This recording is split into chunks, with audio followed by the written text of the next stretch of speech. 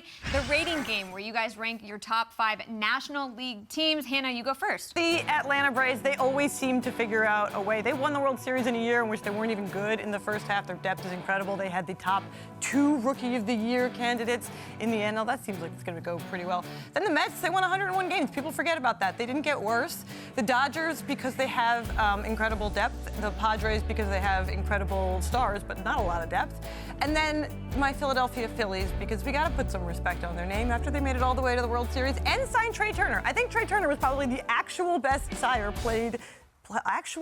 player signed this offseason in terms of would you want them for the entire contract that they got. That should get more attention.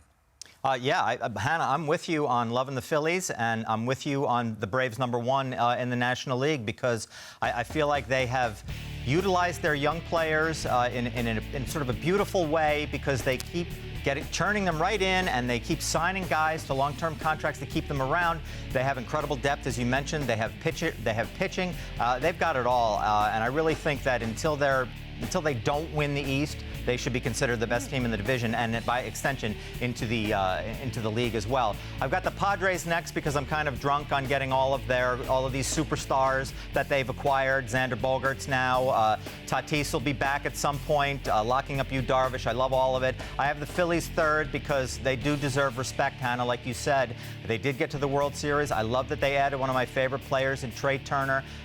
Look, I mean, I almost flipped the Mets above them because I also like what the Mets have done, but I think the Mets are in a little bit of a more precarious spot than they are with two pushing 40 starters at the top of their rotation. They do have some depth there, too. I wish the Mets had gotten a big slugger as well this offseason. That's my own personal pet peeve with them. And we rounded out with the Dodgers, who could easily be #1 in about a month. Because they are stocked and been churning out players like crazy. Boy, I'm so glad that you guys took a lot of time to be really in-depth about your list. I just fired a list together, and you guys all know that I'm the Mets homer on this panel. So not surprising to see the Mets #1. I do think the fact that they won 100 games last year, the fact that I didn't really think that DeGrom for Verlander switch did anything but be in favor for the Mets just because of Jake's health history. I think they've done a good job bolstering their bullpen. I think Edwin Diaz and Brandon Nimmo are huge signings for these guys. And I think their core is just gaining confidence. They played well together. I think Buck is an X factor. So for all those reasons, I think the Mets might finally overtake those Atlanta Braves, who I have second. And then for a lot of the reasons you guys already mentioned, I think the Padres are going to be formidable. I think the Phillies are better than they were. Like Trey Turner is a great sign.